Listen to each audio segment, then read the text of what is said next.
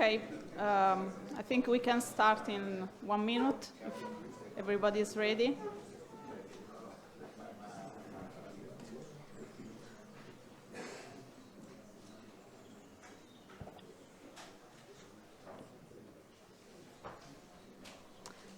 Okay, so I'm Paola Monti from Fondazione Rodolfo De Benedetti. We are very pleased this year to have the opportunity to host the presentation of the Poverty and Shared Prosperity Report 2017 of the World Bank.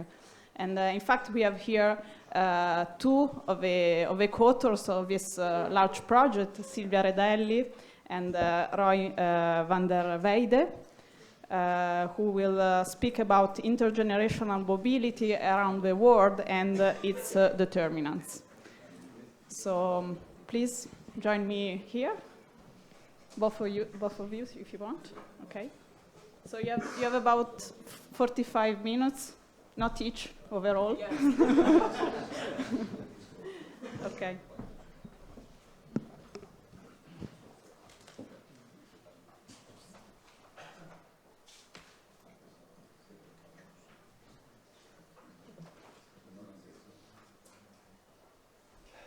Okay. Well, first of all, thank you very much for giving us the opportunity to share with you the first findings from this World Bank report on intergenerational mobility. It is, or it will be a deliberately a non-technical report that will hopefully find appeal with the general audience. It's very much a team effort. It involves a team of around 10 people, some of them bank staff, some of them external consultants, and many of them are listed towards the bottom of this first slide. The project also benefits from a collaboration with the University of Bari, who are in the process of compiling a global database of inequality of opportunity. We are expected, our team is expected to submit the report somewhere towards the end of this calendar year. This means, now it being May, this means that the results we will be presenting today are very much of a preliminary nature. I can't stress that enough. It also means that we will benefit tremendously from any feedback you might have at this point. The presentation, like the report, will roughly consist of two parts. The first part is of a more empirical nature, where we will be compiling, where we aim to compile a global database of intergenerational mobility, and more details on that will follow. And the second part of the report will be more of a meta-analysis of the existing literature, where that will hopefully allow us to extract some lessons that may be useful for developing countries. I will take about 30 minutes, and then afterwards Silvia will take over and present the second part of the report. You may find that occasionally I will skim through a slide, and the only reason I'm doing that is to keep time.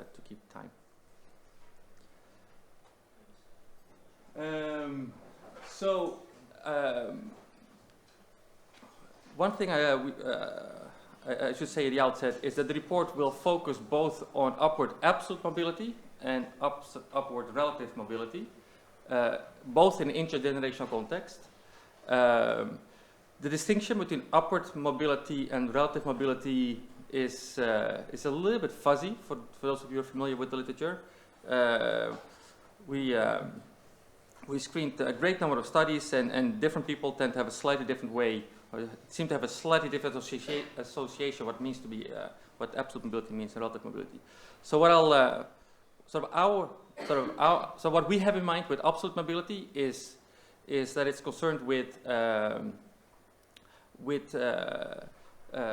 individual success of generating a larger absolute income levels than his or her parents, whereas relative mobility is more concerned with a respondent or an individual achieving a greater rank, improving its rank in income distribution from one generation to the next. Now, why should we be concerned with either absolute or relative mobility? I think sort of promoting absolute mobility has very natural appeal. If we picture this income ladder that Alberto Alesina presented in his presentation, and picture sort of the population sort of distributed along the ladder, absolute mobility, if you will, is about raising sort of that whole ladder, and so that has it's very natural that this is something we would want. But why should we also care about relative mobility? So again, picture that ladder now, and for a moment imagine that ladder is not being lifted upwards, but higher relative mobility means that people are able to cross each other on that socioeconomic ladder. Some people are able to make it from the bottom to the top, some people make it down, and so people are able to sort of cross each other on the socioeconomic ladder based in part on sort of the amount of effort they exercise. So societies that have that lack sort of relative mobility are societies where individuals' success in life are very much sort of determined or predetermined by their parents' success in life, and so that in many ways can be associated with inequality of opportunity, and I and Silvia, and I think I can speak for the whole team, are of the belief that public policies can in fact play a role in sort of leveling the playing field, and I think if we don't, societies may end up wasting human capital.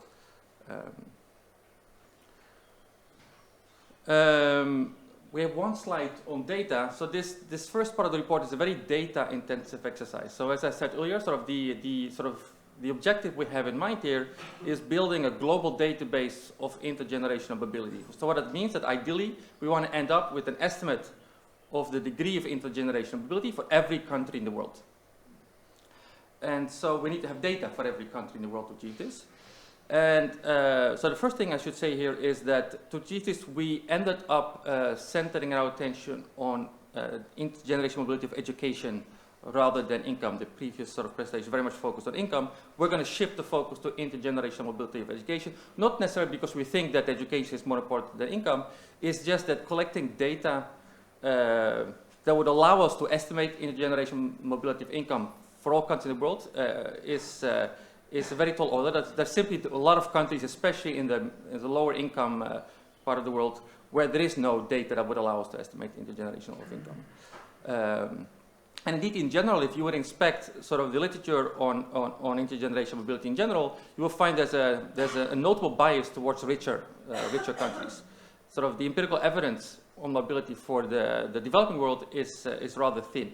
And so we feel like that's one sort of contribution we might be able to make here and to sort of fill that gap and sort of expand that base of evidence on intergenerational mobility. So the first thing we did is for every country in the world, we identified what is the best possible source of data that we might rely on. It needs to have good data on education, some basic demographics, and for every respondent in the survey, we need to have information on the education of the parents of the respondent. And there's some degree of harmonization involved, obviously. We also have to keep an eye out for timing. For the sake of comparability, ideally the surveys are roughly conducted around the same point in time. The surveys we currently work with are collected somewhere in the period of 2007-2016. The average is 2013, and the bulk of the surveys are somewhere between 2009 and 2014. Since the respondents come from different cohorts, having data for a single survey still allows us to sort of get a sense of how intergenerational mobility is evolving over time for any given country, because we can evaluate mobility for a person that's born in the 1950s, a person that's born in the 1950s, 1960s, 70s, 80s, and so forth. And so that still gives us an idea of how mobility might be evolved for any given country. This slide gives you a little bit of an overview of the amount of data we've been able to collect so far. There are roughly 200 countries in the world, give or take some very tiny places. we've identified data, the appropriate surveys for about 120 of them, and these surveys amount for about 83% of the world's population. Currently, we have processed 80 of them, so the results you'll be seeing today are derived from 80 surveys worldwide. We hope to expand, so these 120 countries that we've identified here are countries where indeed we observe data on education of the parents for every respondent. Now we will probably expand that 120 a bit further, getting closer to 194 still, by also including surveys where they don't necessarily ask for parental education of every respondent in the survey, but will sort of resort to more regular surveys, and then we'll work with respondents who are old enough to have sort of attained to have reached that education, but are young enough to still be living in the same household as their parents. As long as these are still living in the same house as parents, we observe both the education of the respondent and education of the parents. Now, there is going to be some cohesiveness bias here because not every person in, say, their early 20s will still be living with their parents. So, but still, it will give us a bit of an idea of what, a reasonable estimate, we hope, of what. And then by doing this, ultimately, we hope to be able to cover in the low 90s, somewhere between 90 and 93% of the world population once our database is complete. Is there anything else I wanted to say here? Oh yeah, so moving forward, we're going to be dividing the world in two categories, low income and high income.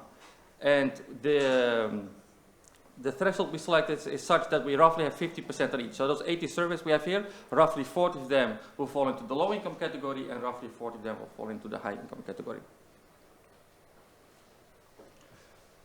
Is anyone keeping time, by the way? Ah, so if you could give me like an indication when I'm approaching the 30-minute mark. Okay. So the report will focus on a variety of different measures of mobility, and there are many measures that have been put forth in literature over the years. For this presentation, we'll restrict we will restrict ourselves to a select number of them. Some of them are the same measures that were also presented in our CNES work. Is the probability that you're able to make it from the bottom of the ladder to the top of the ladder, the probability that if you're born to parents in the bottom of the ladder that you yourself end up in the bottom of the ladder. Similarly at the top, if you're born to parents that are at the top of the ladder, what's the probability that you will stay in the top of the ladder? And then we will also we're also going to give these names, these sort of transition probabilities, just so that you know. The probability that you make it from the bottom to the top, we will refer to that as rags to riches in the presentation. The staying at the bottom of the ladder, we will refer to that as intergenerational poverty, and staying in the top of the ladder, we will refer to that as intergenerational privilege in the presentation. We will complement these measures with three more for this presentation. One is a measure of upward mobility, and it's the same measure that Chetty recently used in one of his presentations that Alberto also referenced. Is the probability, or is the share of individuals who were able to do better than the parents. So very simple. For every respondent and for every parent, we know exactly how many years of education they attained, and we simply check. For any individual, did you do better than your parents? And then evaluate the share of the population that did better than the parents. In addition to that, we also run a simple regression where we have the education of the child on the left-hand side, and we regress that on education of their parent on the right-hand side. And then there's two numbers we'll look at. It's simply the regression coefficient, and it's the correlation. What is the correlation between education of the parent and correlation of the child? Okay, some preliminary results.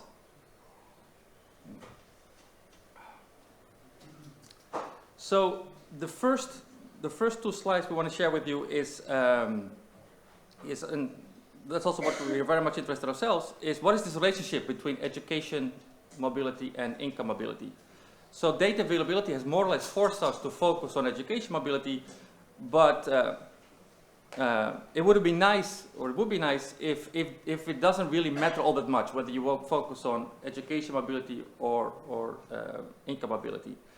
And so what we do here is for those countries where we do have data, where we are able to estimate income mobility, we plotted the two against each other. So on the horizontal axis, it is intergenerational elasticity of income, and on the vertical axis, the same, but then for education. Okay, so it's the degree of persistence. When that number is high, it means that sort of your parental education is very important for your education, or your parental income is very important for determining your income. And you see they're clearly positively related, but they don't line up along a straight line. This is the same for the correlation coefficient. So again, on the horizontal axis, the labeling is off. I do apologize for that. But in this case, we're plotting the correlation between income of the parents and income of the child against, on the vertical axis, the correlation between education of the child and education of the parents. Again, as I said earlier, if these would line up perfectly along a straight line, and it doesn't really matter what the angle is, that angle will be determined by sort of what's the return to education of the parent in the parent's generation, and what's the return to education of the child's generation. But it doesn't really matter what the slope is, but as long as if all of these dots would have sort of lined up nicely along a straight line, or any monotonic line for that matter, we would have been in a situation where, sure, the numbers you get for income mobility and the numbers you get for education mobility may be different, but if you would rank countries according to income mobility and you would rank countries according to education mobility, you would end up with the same ranking. Now we can see here, this, even though there is a clear positive relationship between these two measures of mobility, they're not exactly along a straight line. And so when we'll cut this sort of diverge from a straight line, that's when education is not a perfect predictor of a person's income success in life. And that can be for a variety of different reasons. You can have lots of income mobility, education mobility, but once you enter the labor market, there's a whole sort of set of other factors that will come into play. And one of the things we hope to do in the report is sort of identify some of the countries that very notably deviate from this line and sort of build sort of an understanding of why it is, what is it that makes these countries deviate from that line. Okay, so now moving forward, the focus will be exclusively on the intergenerational mobility of education. And the first two slides just look at sort of the stock of education, not necessarily mobility. So here on this first slide, what you see here on the vertical axis is the share of individuals with no education. And we divided this by low income on the left, high income countries on the right, and you also see three colors. At least I hope you see three colors. So the top line is green, and that's of the parent. The red line is a female child, a daughter, and the blue line at the bottom is the male child, the son. And so one of the things we see here is that, first of all, there's clear, even without computing any measure of mobility, there's a clear sign of sort of upward absolute mobility, right? We can clearly see that sort of that the offspring are more likely to have education than the parents do. So these countries are clearly accumulating education, as one would expect. Sorry, Yeah. I'm sorry to interrupt, but Not by all means. but why do you keep calling absolute mobility? We call it growth in economics. Isn't that confusing? It's the absolute mobility is very closely related to growth, much more than relative mobility is. Well, if you look at the percentage, so this measure that Chetty uses, the percentage of the population that are able to do better than their parents, it is not exactly growth, right? It's a number that lies between 0 and 1. It will be closely correlated with growth, but it's not only a function of growth.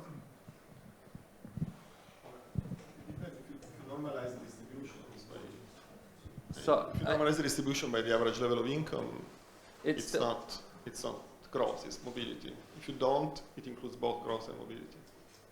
But again, But anyway, we can discuss this. But for all purposes, I completely agree with you. Sort of the association you should have with absolute mobility, I would encourage you exactly to think of growth. So here you see clear signs of growth, right? So education, the countries are accumulating education. So the share of individuals with no education is dropping dramatically from one generation to the next. The other thing we see is that sons do better than girls in the low-income countries, and there's no such distinction between boys and girls in the high-income world. For one, because the current generation of children, that's almost negligible, the share of that population that has no education. The other thing you may or may not notice is that, okay, so these two countries are, these sort of two parts of the world are plotted next to each other, and even though both of them run from the 1950s to the 1980s, if you would sort of glue these two graphs together, it's almost as if we're looking at a continuous time series, right? And what does that tell us? That tells us roughly that the low-income world is lagging behind the high-income world by roughly 25 years, as far as no education is concerned. And we're going to see a relatively similar pattern when we inspect TET education. So this is pretty much the exact same graph, but now we're plotting the share of the population who have managed to attain tertiary education. And again, there's a clear sign of growth, if you will, or absolute mobility, that sort of the current generation has accumulated more tertiary education in 10 minutes than the previous generation. The other thing notice is again, there's a gender difference. In the low-income countries, daughters started off on a lower base, but they were accumulating education at a faster rate than boys. And in high-income countries, we see the same thing. Sort of girls are accumulating education at a faster rate than boys are. Okay, so the next few slides, we will in fact focus on various measures of mobility. So this is absolute mobility. Think of it as growth. So here we're plotting the share of individuals who are able to do better than their parents. And in so there's three graphs. One on the left is for all children. We're not making any distinction whether the child is a boy or a girl.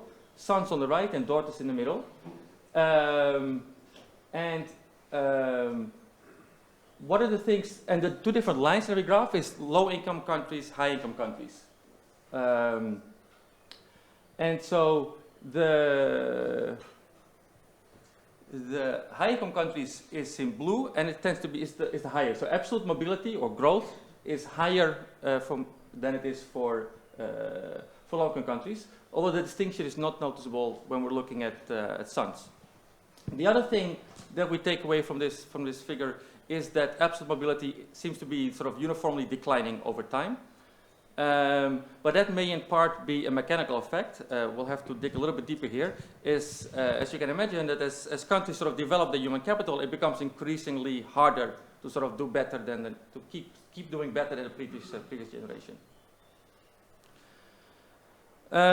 Here what we're doing is, this too is very preliminary, but we're trying to get a feel of what is the correlation between mobility, intergenerational, and future growth and future poverty reduction.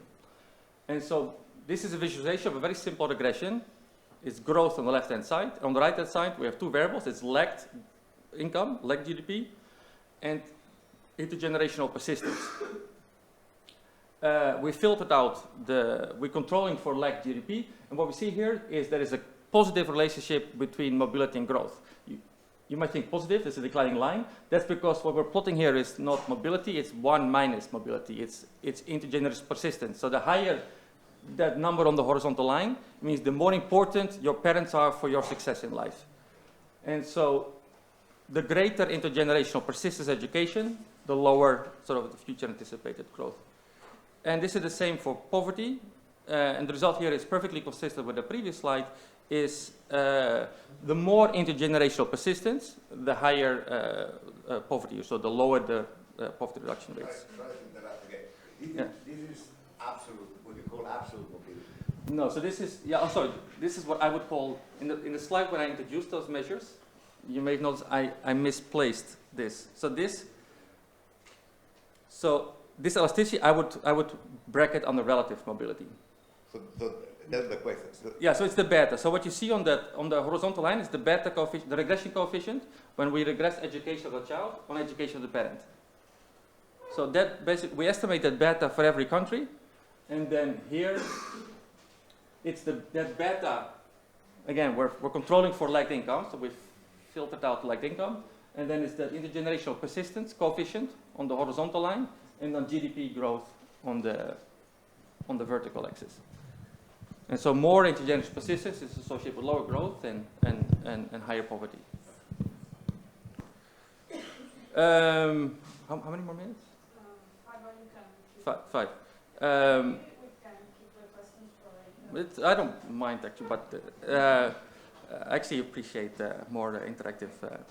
So here, what we do is so not the regression coefficient, but the correlation. So very simple, the correlation coefficient between education of the children and education of the parents.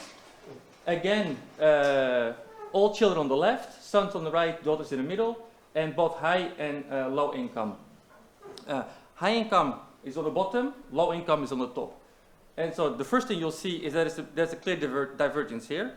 So the correlation seems to be higher in low-income countries.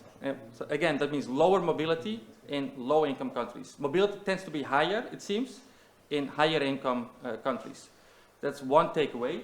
The other takeaway is that that mobility measured this way seems to be sort of more or less stagnant over time in the low-income world. And not only are we starting from starting mobility at a higher base for the high-income world, but mobility is also improving in the high-income world. Mobility is improving because the correlation is dropping. In the interest of time, I'll quickly skip through this. There's a few more plots. They're all of the same nature, so let me just briefly introduce this. The question we're trying to ask here is, do disadvantaged individuals, people that are born towards the bottom of the ladder, do they tend to do better if they reside in states or provinces or administrative areas where there is a higher share of privileged individuals? Okay, so here we move the analysis not at the country level, but we move to the province level. So for every country in our database, we also know in what province the individual lives. So for every country, we first sort people into bins. Are you in the bottom quartile, the second, the third, or the top quartile? And then we go to every province of that country, and we estimate two things. Or actually we estimate three things. We estimate what is the percentage of individuals in that province that are able to climb from the bottom part of the ladder to the top part of the ladder. That's what we call rags to riches. So that's always plotted vertically. So again, vertically, high number means that there's more mobility from the bottom of the ladder to the top of the ladder. And on the horizontal axis, we have two. Intergenerational privilege on the left. That means that if that number is high, it means that children born into the top of the ladder are more likely to stay in the top of the ladder. And on the right, intergenerational poverty. Children that are born in the bottom of the ladder are more likely to stay in the bottom of the ladder. Now the figure on the right, that's going to have a mechanical, that relationship is going to be mechanical. You would expect that to be negative, because both rags to riches and intergenerational poverty, the universe is people that are born at the bottom of the ladder, right? If you're born at the bottom, you can either stay there or you can move up. The two have to, or you can move to the middle, and those have to sum up to 1. So if more people are staying at the bottom, it means that fewer people mechanically will make it to the top. That left figure, however, is by no means mechanical. In principle, anything can come out of that relationship, right? On the bottom, it's a share. We're focusing on people that were born in the top of the ladder, and on the vertical axis, people that are born at the bottom of the ladder, and we'll verify whether these people are able to make it to the top. So these are complete disconnected populations, and so there's no mechanical relationship necessarily between these two. We might find no relationship, as for the world here as a whole. For other countries, we might find something positive or something negative. And so that's the question we're sort of asking ourselves here. Now for the world, there doesn't seem to be a very, and we're going to focus again mostly on the left side of these graphs. For the world as a whole, there does not seem to be a very clear relationship, right? Between your ability to climb the ladder and sort of the presence of privileged individuals in that province. When we look at some of the largest sort of countries in the world, though, we do seem to have a pattern emerge. Right? This is China, and the different dots are different provinces in China and different cohorts. And so here there seems to be a positive relationship. So people are more likely to climb the socioeconomic ladder if they reside in provinces where they're mixing with people from privilege. This is India, where we see the same thing. There's this positive relationship between sort of rags to riches and intergenerational privilege. This is Indonesia, where we also see a positive relationship. Ethiopia, another large country. Again, we see this positive relationship. Egypt, positive but weaker.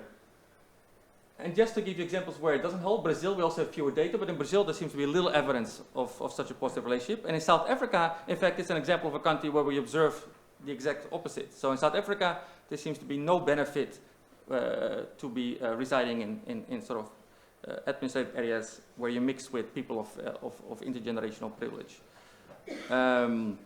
Now, one thing to keep in mind here is that sort of why is it that in some of those countries we do observe this clear positive relationship? Because that's, in many countries that seems to be sort of a clear stylized fact. The relationship, of course, can go both ways, right? It can be that those administrative areas, those districts where you have a lot of people of privilege, these may also tend to be more developed areas, and so proximity to sort of development and other positive spillovers that might take place between people of privilege and people of less privilege may help people sort of progress in life. Now that's a positive story that might be very valuable to policymakers. There's also another way why we might find this positive relationship, and it's more of a migration story. Take the US, you could be born in a disadvantaged sort of family in Baltimore somewhere, and you're somehow, due to lots of hard work, are able to sort of get a decent education and find a great job. And there's a great firm in New York that decides to hire you. You go to New York.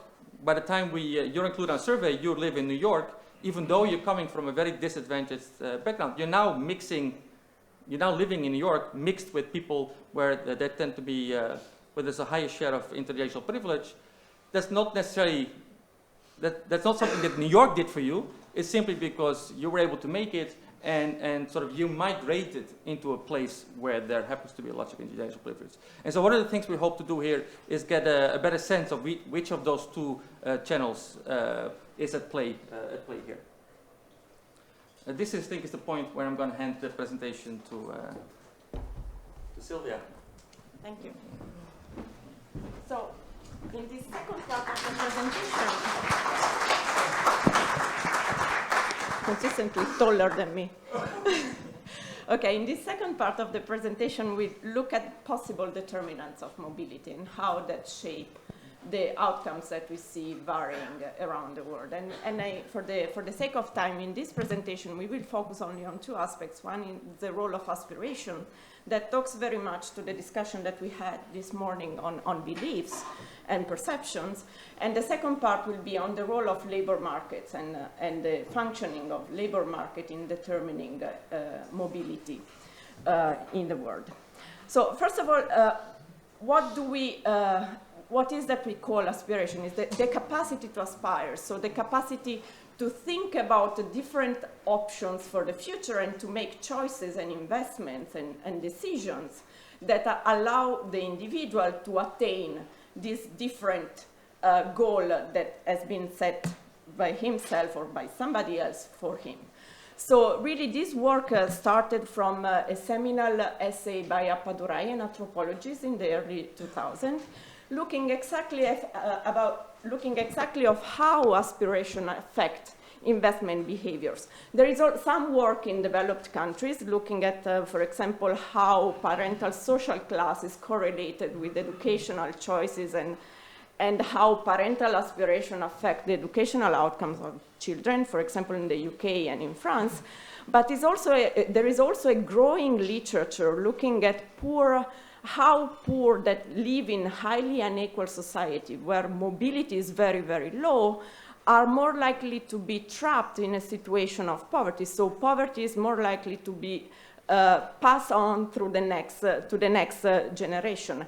And these entrenched poverty or this poverty trap are something that have been increasingly studied also through experiments. So there is experimental evidence. For example, in an experiment in Bangladesh, the authors were trying to see whether there was a lack of capacity to aspire and think about a better future. So in Bangladesh, there is this area where that is very poor and very frequently exposed to famine in the pre-harvest season. And despite the fact that these famines were recurrent, people were not migrating out.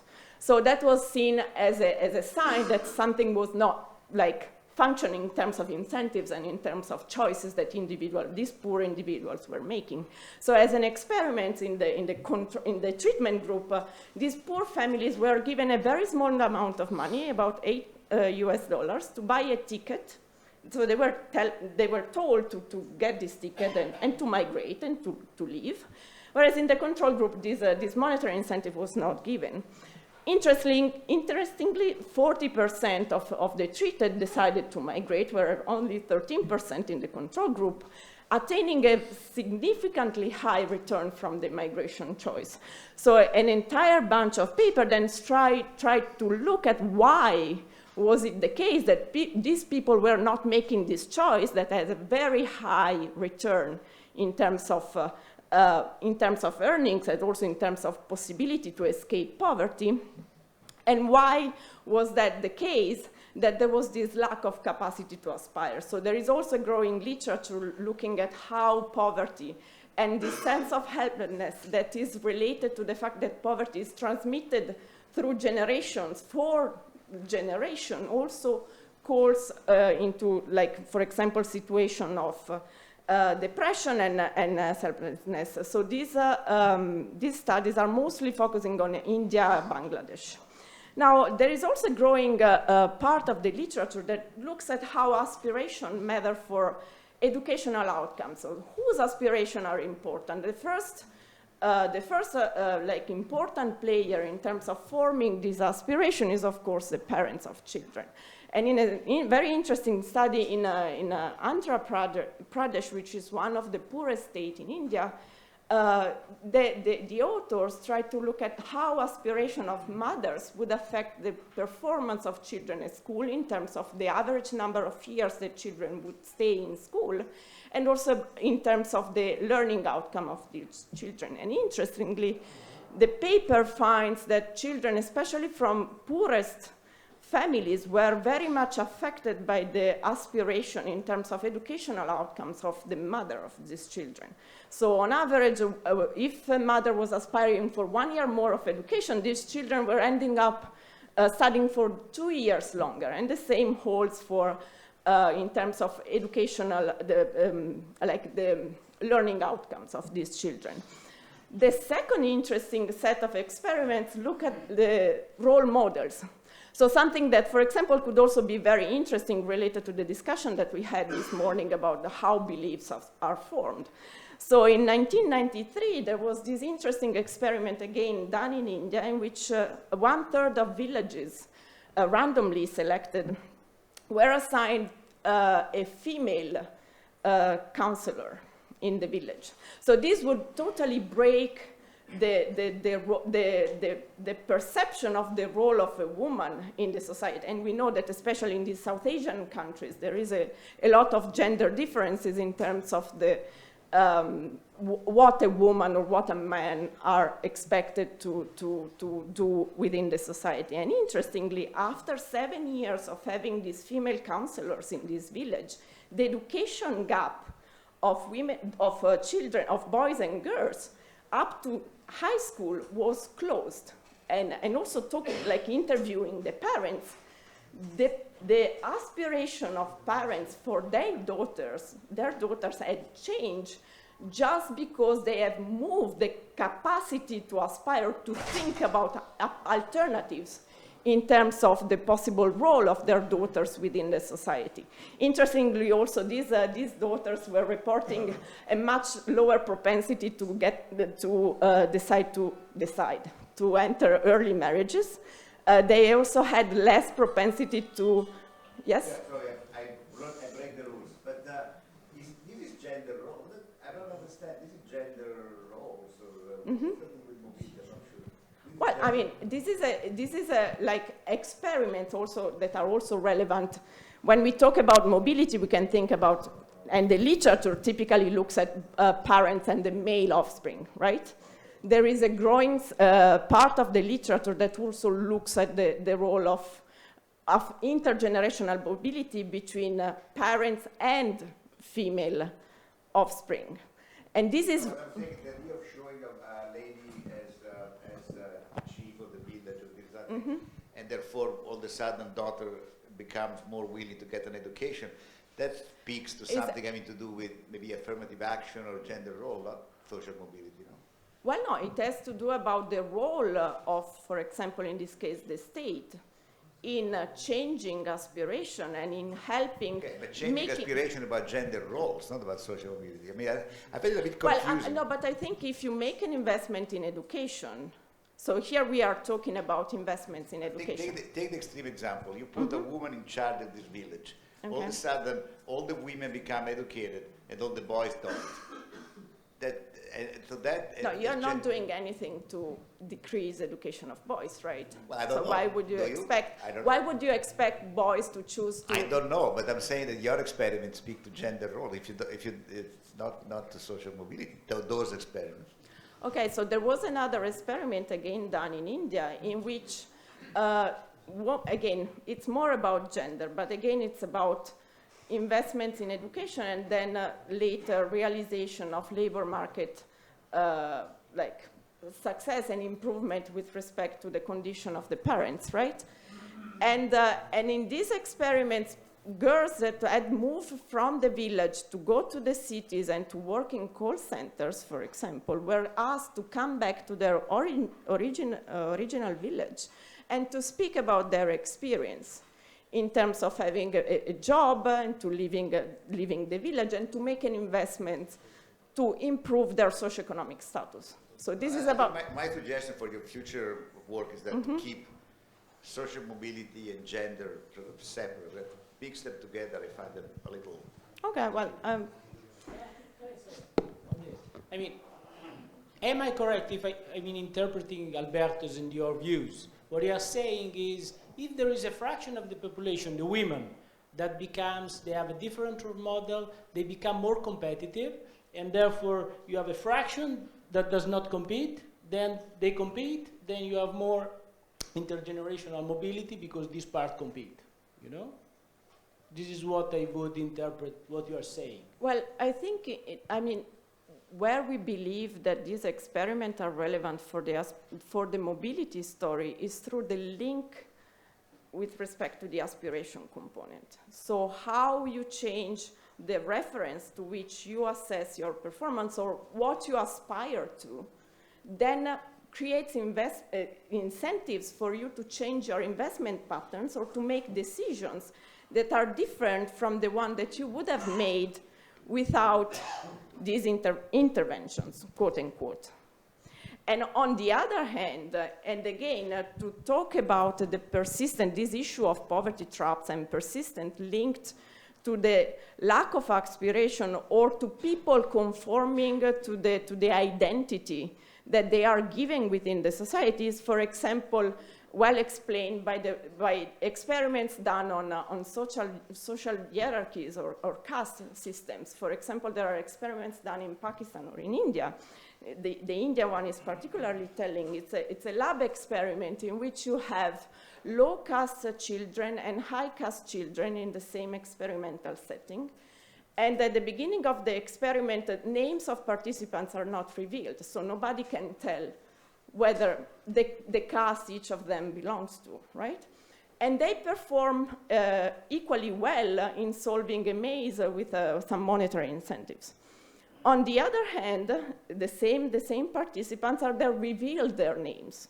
Okay, so now they know about the caste and the socioeconomic group, or like the caste identity they belong to. And in this case, you see a change in the behavior and in the performance of these individuals, just because they conform to the norms that they are expected to obey to. So we have low-caste children, boys in this case, that perform much worse than what they had previously done. And you also have, interestingly, high-caste kids opting out just because probably they don't want to play the game with these other low-caste children that they have again. We are not trying to make at this stage the full jump between aspiration and mobility. We are really trying to make the case that aspiration and what you aspire for yourself in terms of what you want to achieve in your life is not just is determined by the environment, by the society you live in, and it's also determined by other actors. That could be the parents, that could be like teachers. For example, there are some studies done in Mexico about the perception of mobility and how that affects, for example, risky behavior in youth, and can also be affected by intervention by the government in terms of trying to change the norms that are governing the choices and the investments that children make in terms of education. This, and I will try. Time? Whoa! Okay, so on the second. Okay, on this second part, we look at. If you ask more questions, maybe I get even more. Okay, so on this second part, I said we look at what is the most important factor market for the realization of intergenerational mobility and mobility in general. And that is the labor market. Why? Because in the labor market, the investments in education that you make are realized, and so you are able to cash, in a sense, the returns from the education investment that you have made in the past. So there are different channels through which the labor market could affect, again, mobility and be affected by prevailing mobility within the society. First is like the overall, and goes back to the issue of growth, right? This absolute concept of mobility and the role of general macroeconomic condition of a healthy labor market that is characterized by, for example, high participation, low underemployment, and low long-term unemployment. So in this case, and we will look, let's just keep to the unemployment part. So we see that the unemployment might contribute, and in this case I'm referring to long-term unemployment, might contribute to lower intergenerational mobility and could also have a differential impact depending on whether you are in the poorest bottom of the distribution versus being at the richest top of the distribution. Through, again, two channels. For example, if there is high unemployment at the moment in which your parents have to invest in your future, and you come from a disadvantaged family that, for example, has credit constraint or live in a neighborhood where there are no schools and you need to pay transport costs or incurring other costs for investment in education, unemployment high unemployment at the time of this investment may have an intergenerational impact on the future generation. And this goes for education and for health. On the other hand, if we look at the contemporaneous correlation between unemployment and the current mobility, let's say we look at the youth unemployment for the son and daughter's generation, again, jobs shortages for the youth might have different consequences depending on whether you start from a disadvantaged background. And how is that? For example, because children and youth from wealthier families might have access to better networks to be able to enter the labor market even if the number of jobs prevailing in the economy is constrained. They are also more able to afford unpaid experience, like, for example, the whole issue of unpaid internship, that not everybody can do. So it can be the case that while wealthier boys and girls can afford to be unpaid and still accumulate experience, poorer youth might not have these luxuries, so they might continue to look for paid employment and have longer spell of unemployment as a consequence. And also, there is the other possibility is that kids from richer families might decide to stay longer in education when youth unemployment is particularly high, so continue to accumulate human capital, just to wait for the economy to pick up again and then to postpone the decision to enter the labor market when the situation improves. The second channel through which we believe a labor market might affect and be affected by mobility is looks at whether the labor market rewards investment and effort as opposed rewarding circumstances or being affected by ex-ante circumstances. And in this case, there is a growing literature, again, looking at the role of networks and the role of inheritance, not just of wealth and income, but also inheritance of employers. So, for example, there is a literature in the US and in Canada that looks at issues of inheritance of jobs. For example, in the work by Korak and Piraino, about 6% of Canadian men have the same employer as their father. On the other hand, Lurie in 2006 found that about 50% of jobs, and this is in the US, are found through family and friends. And we are not saying that using networks to accessing jobs is necessarily bad, because it could solve some of the issues of information asymmetry that you have in the market.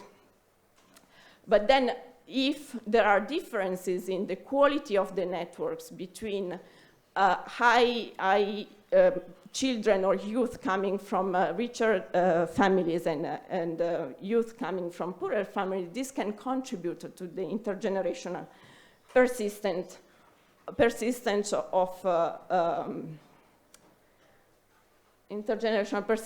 of deprivation and poverty.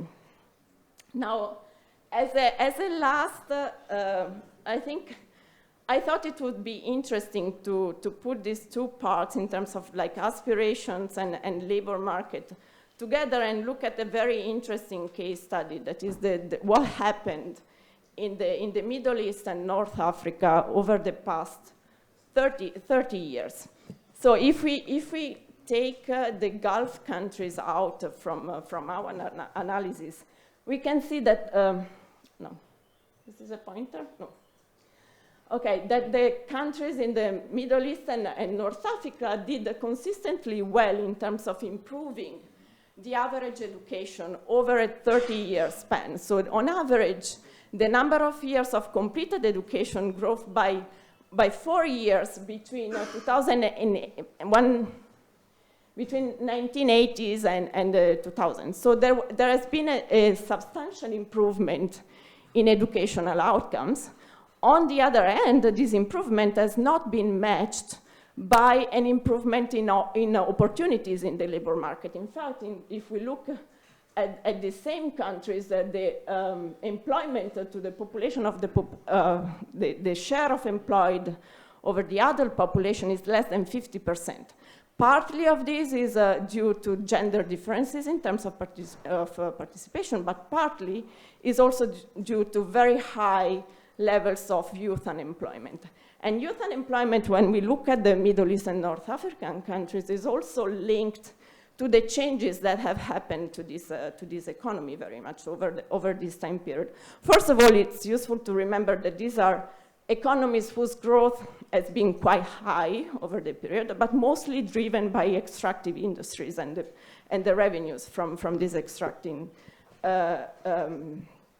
industries. And this growth, this model of growth has not been able to create a substantial number of jobs, or not enough jobs to match with the high population growth and the high youth bulge that from a demographic perspective these countries are facing. So in a situation in which education was improving and the aspiration for this new generation were growing, the labor market has not been able to create enough jobs to accommodate this aspiration. At the same time, the public sector, that has always been the main employer of educated youth in these countries, has been shrinking. And mostly this is starting from after 2011, we have seen a dramatic, not 2011, I think it was 2009, a dramatic change in the role of the public sector in terms of creating jobs for the educated youth in this country because of fiscal constraints.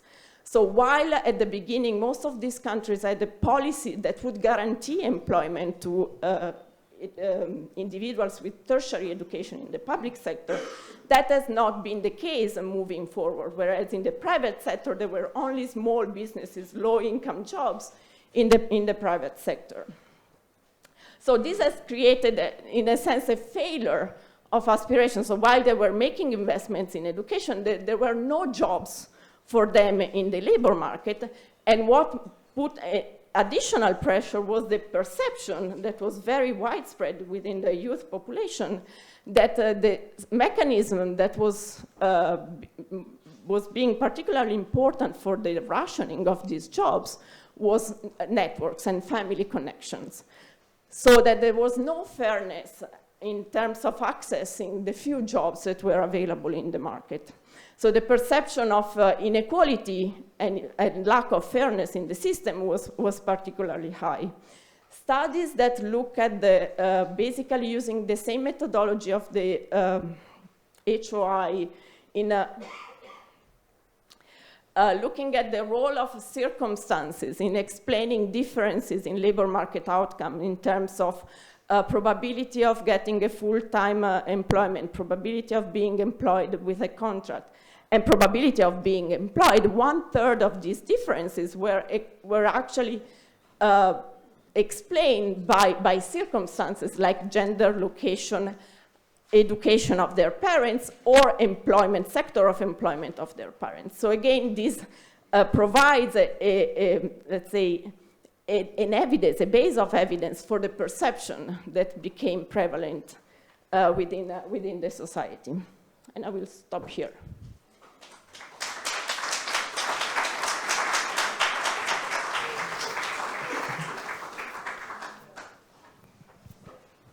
Thank you very much. And I now invite Selim Gulesci from Bocconi University to discuss.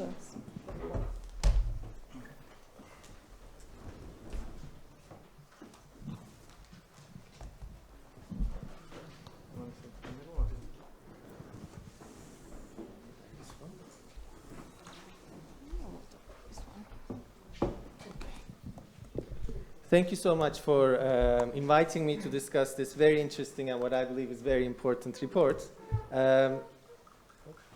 So I don't think I need to convince anyone here that the subject of the report is extremely important, given that we are all here on this beautiful day listening to it and discussing the importance of intergenerational mobility. But I truly believe that the report is very important in itself, firstly because I think it's the first exercise of its kind to pull together such a large set of micro data sets that enable the study of intergenerational mobility across countries, gender, and lots of other interesting dimensions. And due to that, it yields some very important findings. And let me quote a few of the highlights, which then I will go on to discuss in more detail. First of all, we see that there's considerable heterogeneity across countries in terms of upward intergenerational mobility, but also downward intergenerational mobility that came up in some of the results. And often, not only in this topic, but in general, because of mainly due to data availability, we start our analysis from developed countries or industrialized countries, but it's certainly very important to look at also emerging economies and developing countries, and the report does an excellent job in taking a first step towards doing this at a large scale. And once we do that, we see that intergenerational mobility, as we may expect, is in fact lower in low-income countries. And we certainly need more research into looking at why and which market imperfections are in particular are the relevant ones, and the report does a great job in suggesting a few. For example, when we look at this by gender, we see that girls relative to boys along many of the dimensions do worse in terms of their intergenerational outcomes compared to their parents, although there were a few interesting exceptions which I will come to. For example, in terms of tertiary education, I thought it was very interesting to see that girls both in low-income and high-income countries are doing better than boys. And we know that maybe, but often we don't talk about it or work on it. But I think it's important to understand that change and how that happened to understand better the remaining work that needs to be done about gender. Next, as Silvia just talked about towards the end, labor market imperfections are clearly important in determining mobility and incentives of both parents and youth to invest in their skills. And in that respect, aspiration failures may play a significant role. And economists have recently started thinking and developing models about this, and I think we have a lot of more work to do to apply these ideas into our economic theories. So in terms of this, so if I pick up the thread from the end of Silvia's presentation about labor market imperfections, so I think it's clear that in developing countries, perhaps the two most stylized facts about labor markets is that there are lots of very small firms, and let me show you this figure if I just skip to the next slide quickly. That when I took this from a paper in the Journal of Economic Perspectives by Chang Hisei and Ben Olken, where they talk about this concept of the missing middle, and that is that in many developing countries we have lots of very small firms and a few very large firms, but nothing in the middle ground. And in fact, they show that actually it's not only that, but we have lots of small firms. We don't even have large firms. Like there's no missing middle. And here you see India, Indonesia, and Mexico. So they have 3 countries with very detailed microdata, and they cut the distribution of firm size along number of workers. And you see that at every level, starting from the very low scale firms from no employees to 200 employees, we have this spike at the very bottom. So there's very small firms at every level of the distribution. And I think, like, in order to understand the labor market imperfections clearly, we have to think about this stylized fact with the other one that Silvia highlighted, which is that youth unemployment is also extremely high. So I think that these two facts are very closely interrelated.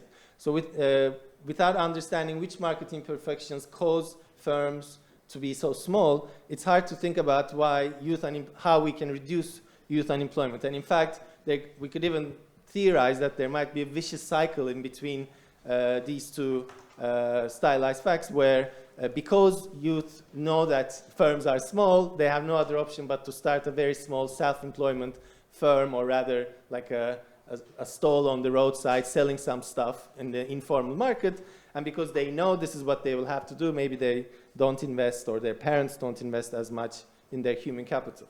So together, this vicious cycle may hamper intergenerational mobility, especially in developing countries where certain market imperfections are big. And that also is related to the last point that Silvia was talking about the importance of social networks. And so it is clear that social networks play a big role, even in developed countries, but more so in developing countries, in finding jobs and finding workers, if we look at it from the firm side. So like we need to really think about understanding why and which market imperfection are social networks there to replace, so that we can address that, instead of trying to just say, let's get rid of this role of social networks. Since we cannot force people to do that, we need to understand what's causing people to keep using their social networks to find jobs or to find workers. And I think in this respect, development economists have been doing a lot of interesting work, which I will try to highlight a few recent ones that are beginning to shed light into understanding how we can address these and understand these market imperfection sources. So first of all, like we can all agree, and for this we don't need research, that hiring a new worker, if you're a small firm just setting up business or trying to expand, it takes time. Look, you have to find the right worker, train them, and make sure they stay with you. And then there's a lot of risk and uncertainty already in these firms' sectors. And on top of that, if you add the uncertainty of hiring a new worker and bringing a new worker into the business, then that uncertainty gets even bigger. So maybe it's not just the cost. We often think about the credit market, credit constraints, but there might be something more than just the cost. There might also be a need for insurance and risk when it comes to especially investing in labor and hiring more workers. So with that idea in mind, some economists, Suresh Demal and co-authors, they've conducted some experiments in Sri Lanka where they provided wage subsidies to small firms just to encourage them to hire new workers. So they had to be non-family, and they had to be like young workers that they hire. And the researchers covered the entire cost, thanks to a generous grant from the World Bank, of this employee. And to no surprise, these firms, they did hire workers, but then when they revisited them after the subsidies were over, none of these workers were still there. So these workers it didn't have any long-run effect. So that already suggests that it's not just about the credit constraint. There's something else going on, and even enabling them to find workers initially is not enough. So a very recent and interesting working paper by Morgan Hardy and Jessica Casland in Ghana. So you mentioned, Silvia, that free internships are kind of free labor and only rich people can afford to do it. So here these two economists, they've collected data in Ghana about a very interesting fact that I didn't know about, where apparently in Ghana many apprentices, they not only work for free, but they pay something to their employer to work for free because they're learning something. So it's kind of like an education, an apprenticeship that they pay for. And you can imagine, of course, only a certain level of economic status workers can do that. And when they talk to firms, why do you do that? Why do you get money from these firms, from these workers? What they said is that this is mainly a mechanism for them to screen workers, because there's so much uncertainty about which workers are serious. When they offer a free internship, they can get lots of applicants, but then a few weeks later, the interns don't show up anymore. And I think any one of us who has worked with interns can probably attest to that, there's this risk. So they argue that once they charge us even a small fee, this screens out a lot of not so serious apprentice or intern applicants. And then, again, in the same paper, they show that a government program that just did the screening for them by cumbersome interviews and no money already helps a lot the firms in terms of hiring new apprentices without charging extra fees. Another recent study by Oriana Bandiera and co-authors in Uganda, they did a similar experiment with SMEs, and they gave them a list of recently graduated vocational training institute workers, and they found that this increased, just the simple idea of giving the list enabled firms to hire more workers and also increase their profits. In my work in Uganda and in Bangladesh with different sets of co-authors, we find that when we go back to the credit markets, and Bangladesh being the place where microcredit was invented, often we think about just giving credit as being a black box. You give credit, but the way you give credit is, I think, also very important. And here in this research, we experimented with different types of credit contracts, and in particular, we enabled firms to design their own repayment structure, because usually these credit contracts are very restrictive, and once you get the loan, you have to start paying back immediately and in equal installments. Once we allowed the firms to design their own flexible repayment path, we found that this encouraged them to hire workers much more. And for the SMEs we worked with in Uganda, number of workers went up by 40%. For the very small female-owned micro-enterprises we worked with in Bangladesh, and Julia over there is working on this project as well, we see that the number of employees went up by 37%. And these were female-owned enterprises, which literature has shown have faced particular constraints in growing their business. So I think overall these recent studies are starting to suggest that to really think about the imperfection, the labor market, maybe we need to look in the right place and not try to only focus on just one aspect of credit or microfinance, but think about what's really missing, and even simple interventions that just make the matching process a little bit easier may enable firms to find the right trained and motivated workers, and also help reduce youth unemployment. Now how much time do I have? Do I have 5 more? Oh, 3, okay. So going back to this issue of gender that we discussed about. So the report again showed that the correlation between parent and child schooling was significantly higher for girls relative to boys, and this is one of the pictures that was showing that the correlation is higher at level amongst girls relative to boys, and also in low-income countries it's much higher and quite stable. And when we look at share of education, we saw that the share of girls with no schooling has been going down and almost catching up with boys in the low-income countries, and share of girls with education higher than tertiary level is in fact already caught up with boys in low-income countries and is starting to increase. I think this is like a very important fact that often we don't talk about that much, but we need to understand more carefully. But still the fact remains that in terms of gender, there's a big disparity and inequality that remains in terms of the opportunities of girls to do better than their parents compared to sons to do better than their parents. So here I will finish up by just telling you a story about another kind of development economics project that I was involved with. So in this project, we've been collaborating with a large NGO in Bangladesh called BRAC, where they have this kind of program that they invented called the Targeting the Ultra-Poor program, where they identify some of the poorest women in rural Bangladesh and in the poorest parts of Bangladesh, which are these yellow sub-districts, and they provide them a very expansive set of things, including assets, mainly livestock like cows, and training and supervision. And also they try to do a lot of meetings with them to build in them this idea that they should aspire for a better future. They can do it, and just because, and often these women are widows or they've been deserted by their husband, that doesn't necessarily mean they cannot improve their condition. And so there's this aspect of also trying to improve their aspirations. So we've been collaborating with BRAC to evaluate this program through a randomized control trial, and we followed these women starting from baseline conditions to 7 years.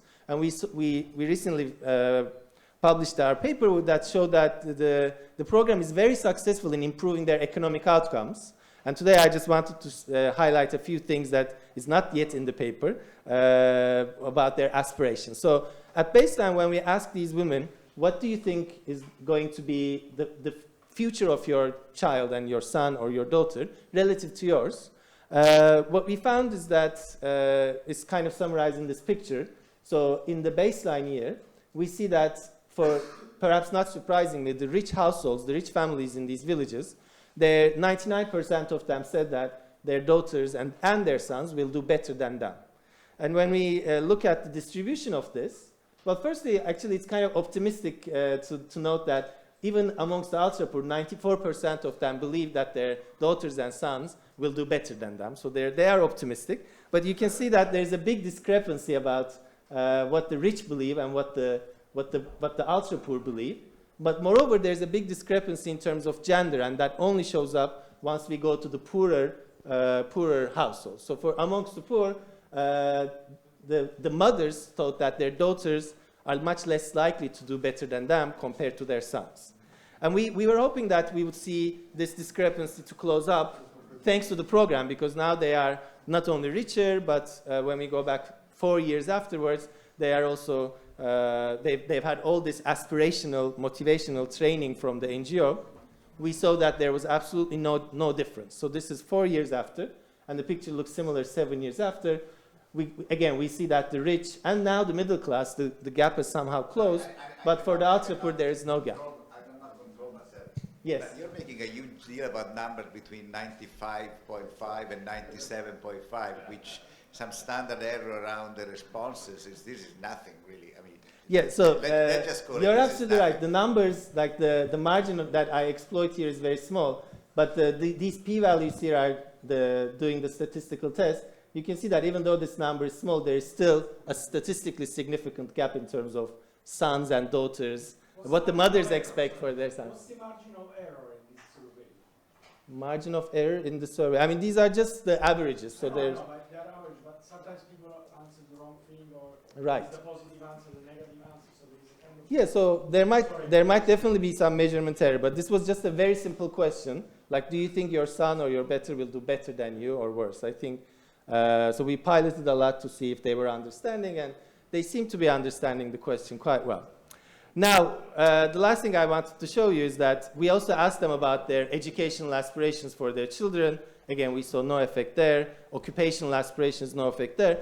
One dimension we saw an effect on was about the marriage market aspirations, and in particular for girls, about dowries. So as you may know, in Bangladesh and in other South Asian countries, dowry is a large transfer that parents make at the time of wedding, and historically it's been more like an inheritance type thing where they pay their daughter their inheritance upon marriage, but these days it's more considered to be like a groom price where they pay the husband's family. And it's in a way, it signals also marrying upwards. And this is precisely what we find is that once we ask mothers what they expect to pay upon their eldest daughter's wedding, we see that at baseline the treatment and control households were equal, but when we visited them 4 years later, the expected dowry cost was much higher for the treatment household. So that of course, that doesn't necessarily mean it's a bad thing, but it means that they're hoping their daughters will marry upwards, and thanks to their newfound wealth now, they can afford to pay higher dowries. And so I'll finish up by saying that I think this stresses the importance of social norms and informal institutions such as caste that Silvia also talked about, marriage market institutions like bride price and dowry that are very heterogeneous and different from one context to another. And without really thinking about these differences, it's very hard to look at stylized facts across countries or designing effective policies without taking these types of norms and cultures into account is very difficult and also perhaps dangerous, because sometimes they may backfire. And Professor Alessina has talked about the importance of path dependency, and in his other work he stressed the importance of culture and history a lot. And I think it's not only important to understand them because they're interesting and we need to understand where they come from, but also when designing effective poverty alleviation policies or policies addressed towards improving intergenerational mobility, it's crucial that we take them into account. So I'll stop here. Thank you. Thank you very much.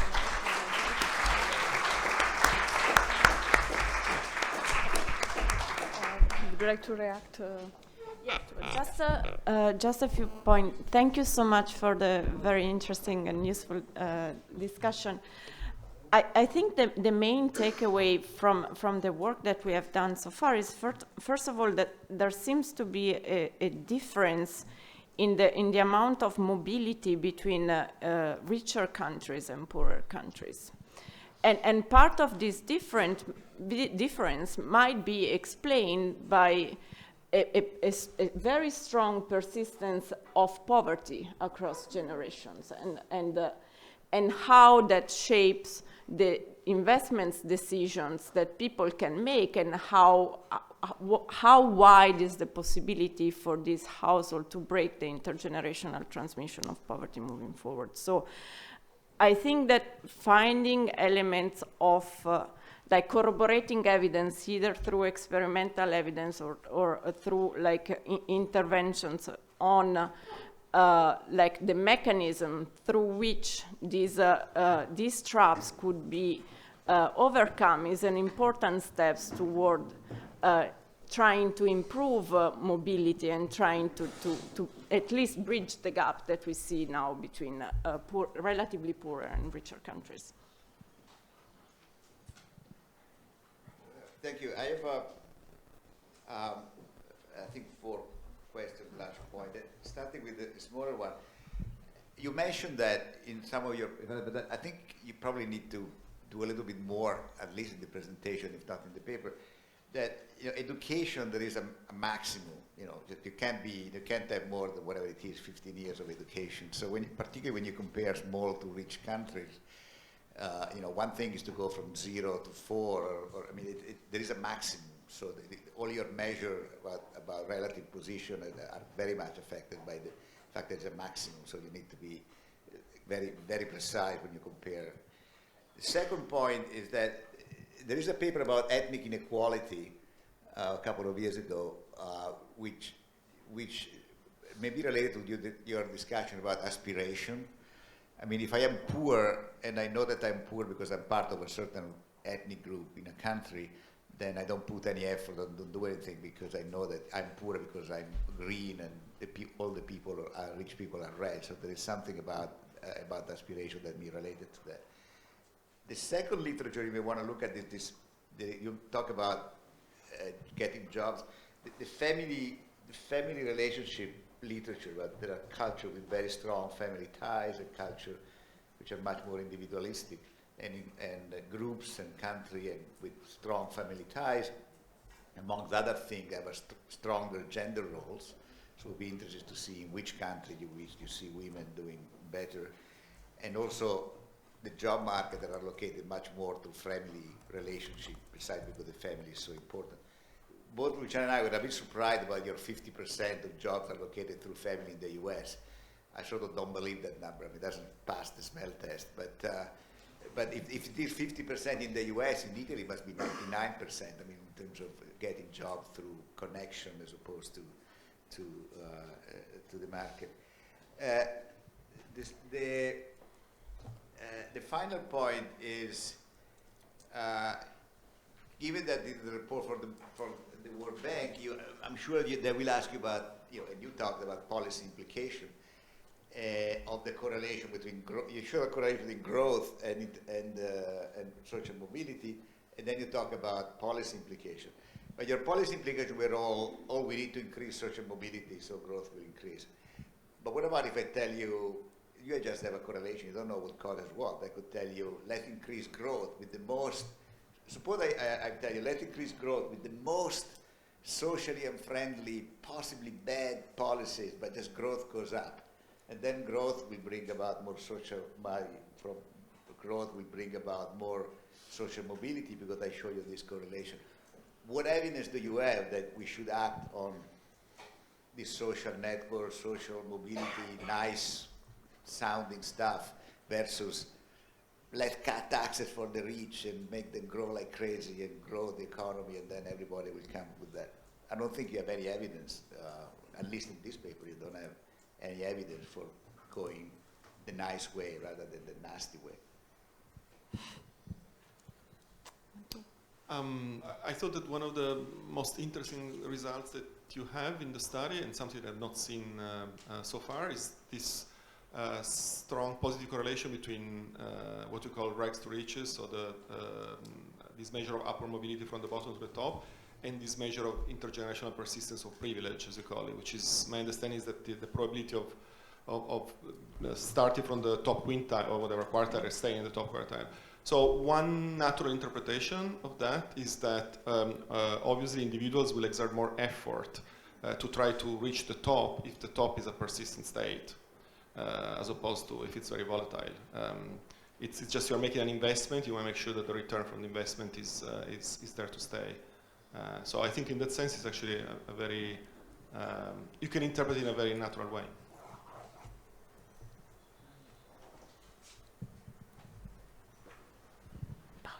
Well, I'd like to suggest to separate, to distinguish the effect of labor market from those of the occupational structure.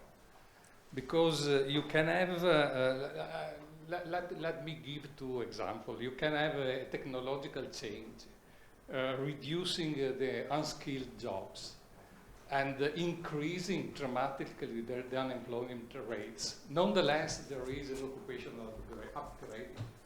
And in that case, the rate of, or at least the rate of upward mobility would increase, and the propensity of individuals to invest in education in order to fit the higher skilled job increase.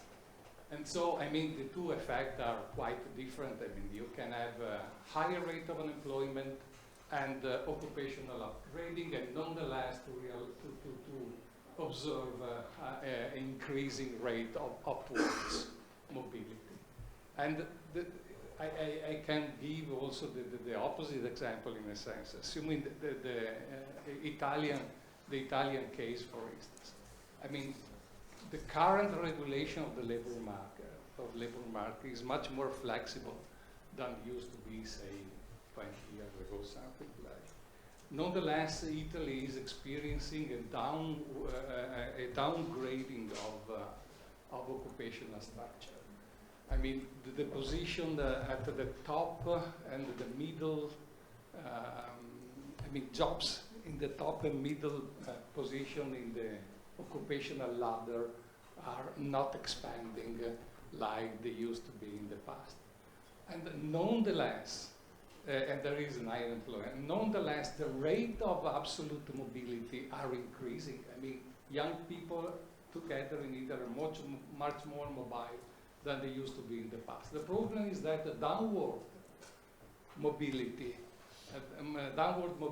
rates are higher than upward mobility rates. So, I mean, you have to separate what happens in the occupational structure and what happens in the regulation or the workings of the labor market. Do you want to start? Take one more question, and then you okay. Just to kind of, a little bit more emphasis on Alberto's first point. I mean, it makes a lot of sense for low and middle income countries to me to look at education because you have a lack of good data. But it just seems for high income countries, it's really hard to see when you have this upward bound on education and you have 40, 50, 60% of the population getting in the highest education categories. I mean, to me, so when you think of a country like the US, I mean, when you're trying to think about who's downward mobility to you? I mean, downward mobility to me, so that's Bill Gates, that's that's all the guys whose parents had university education who dropped out to start a high-tech firm. I mean, I just don't think, to me, it's not a very sensible way to think about inequality in rich countries. In which then, a big part of your thesis is about comparing the rich countries to the medium countries. And it just seems like, and you see it in your graphs, right? When you showed income versus education inequality, you really do see a pretty big distinction between, especially most of the very socially progressive, all the outliers on your graphs, if you look at them carefully, are Sweden, Norway, Denmark, Italy. The US actually was kind of on the line. But, so I think that's been worrying. It's not worrying for the overall idea of what you're trying to do, which I think is fantastic, but I think it's very worrying for this comparison of the richest of the rich versus everybody else. I think that's just a problem of thinking about what it actually tells us. Shall we try to get some? Okay, I'm not a very fast writer, so I might have gotten some of these things off. But let's start with the one that's still fresh in memory, your last comment and Alberto's first comment. So I have to say, I think we agree with those points. I think we totally agree that sort of looking at education mobility is more relevant for lower income countries than it is for rich countries for the exact reasons that sort of you pointed out. And as I said, one of the reasons is that even if we wanted to look at income mobility across generational countries, there is simply no data. So we'd love to, but it's a no-go. On the positive side, however, it so happens that lower income countries are the bank's mandate. So the World Bank has much more of interest to sort of help develop lower income countries, and we have much less of a mandate in rich countries. So as far as the bank is concerned, that's not not a humongous problem for us. Then your comment on this. So I'm happy to hear that sort of you find it an interesting result. The fact that sort of the ability to climb the ladder has this positive relationship with sort of intergenerational privilege. And I think your interpretation is definitely a viable candidate, and we can think of a couple of more. And I think it's some of the future research we want to sort of put our teeth into is getting a sense of which of those channels explains. I also have to add here that we cannot take credit for being the first to sort of demonstrate, unfortunately. So this is a figure I first spotted in a work by Miles Korak, a Canadian economist, who also popularized the Great Gatsby curve, where he looks at intergenerational mobility versus inequality. He took Chetty's, the American Enterprise Institute put out a report recently on the American labor market, and Miles was one of the authors that sort of has a chapter in that report, and he took Chetty's data, this very detailed sort of county level intergenerational mobility data, And he did exactly that. So for all the counties in the US, he made the exact same graphs here, and he found the exact same clear-cut sort of relationships. And then we thought, well, this is the US. Do those same patterns sort of hold up in? And then, as you saw, we find that it holds up in many of the developed countries, but there are countries where it doesn't hold up. Brazil, there's no relationship. In South Africa, in fact, we find the opposite. And so, yeah, South Africa, I think, there's a clear explanation. Segregation. Yeah. Exactly. That's also the candidate explanation that came to our mind. So we just have, this is something we have to put our teeth into and see. It's not going to be an easy task, but I think it's a worthwhile exercise to take on.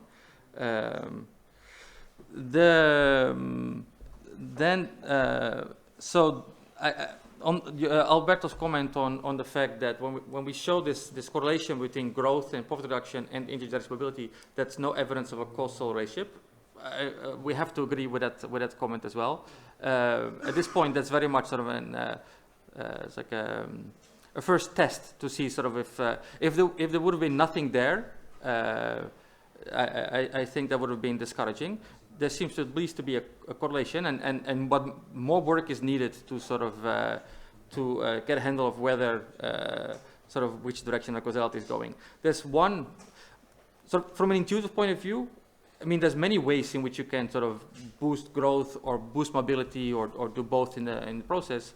I think one intuitive way where you would think that sort of boosting sort of mobility might also boost growth is sort of leveling the playing field, sort of by reducing inequality of opportunity, making sure that everybody, regardless of sort of their background, is able to develop their human capital and sort of not waste any of their potential. That will surely sort of boost mobility, but I think it has a very good chance of also boosting growth for the mere fact that sort of you curb the wasting of human capital. And there's a couple of papers, recent empirical papers, that focus on this relationship between inequality of opportunity and growth. And there's one paper that I particularly like. It's by two Spanish guys, Gustavo Marrero and Juan Gabriel Rodriguez. I don't know if any of you saw that paper. They looked at a study for the US where they first, they also appealed to microdata, and then they compute, they collapsed that data at the state level and they merged with some other state level data. And sort of they revisit this relationship between growth and inequality.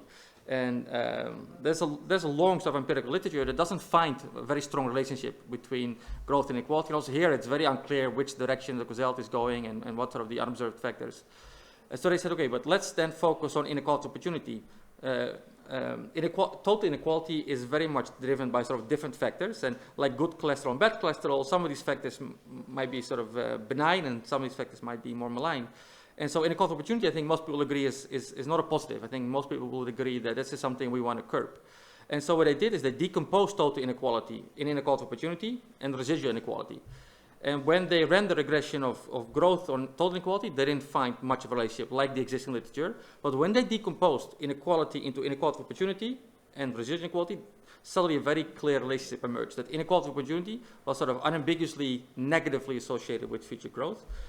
And once they control for inequality of opportunity, the residual inequality became a positive force. And that interpretation was, well, if we control for inequality of opportunity, what are other factors that are responsible for inequality? And sort of heterogeneity in effort is one. And you want to live in a society where exercising different effort is rewarded and risk-taking is rewarded. And so once we filter out inequality of opportunity, a lot of the other factors that are left tend to be positive factors. And that's that seemed to be borne out in sort of their regression. There was one other comment I just had on my list. It's something that you brought up during the presentation when you made this comment that this measure of absolute mobility that we're using, the share of individuals that are able to do better than their parents. So again, I completely agree. And this is also a measure I borrowed from Chetty. So Ras Chetty and his co-authors have this recent paper, which I think they call the Fading American Dream, where this is the measure that's at the heart of their paper, and they measure it for the US dating back to 1940s until now, and they find that in the 40s, 50s, more than 90% of individuals were able to do better than the parents, but over time that has declined, and I think by today it's less than half of Americans are able to do better than their parents. Now I completely agree that measure is very closely related to growth, but it's not completely different by growth. Inequality plays an important factor as well. And in fact, in that paper by Ras Chetty, in the second half of the paper, they do a couple of counterfactual counterfactual studies where they say, okay, let's shock growth, let's shock inequality. What is it we need to do to restore sort of absolute mobility measured this way? And they find that boosting growth will help boost this measure of absolute mobility, but so does reducing inequality. And to their surprise, well, I think to their surprise, they found that if anything, boosting growth has a more limited effect compared to curbing growth. They say if the US doesn't curb inequality, it would take an enormous amount of growth, an unrealistic amount of growth to sort of restore absolute mobility defined this way. Does he have an explanation for that? I don't, no, not from the top of my, I would have to revisit the paper, but not from the top of my head. I don't know, maybe somebody here. Well, I think part of that is also mechanical, no? It's true, yeah. Part of that is mechanical because they measure mobility with like positional mobility, rank. So the mobility measure is positional mobility. I mean, positional upper mobility becomes obviously mechanically harder and harder if the distribution spreads out because inequality goes up. So I mean, it's not very deep. Yeah, there is maybe something deeper, but you're absolutely right that this is partly or in large part a mechanical relationship, that sort of the percentage of the population that is able to do better than parents is mechanically related to growth and sort of changes in inequality. Well, it doesn't change the fact, even if it's mechanical, it doesn't change the fact if you as a society care about sort of whether people are able to do better than the previous generation, that's a measure you care deeply about. If that's driven both by growth and inequality, and you know that at current levels of inequality, no amount of growth will restore that measure of absolute mobility, whether that's mechanical or not, then that's something to take serious, I think.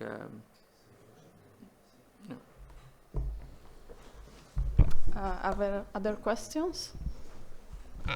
Okay. I think we can close here. Thank you very much for staying with us. We come back here at 2:30.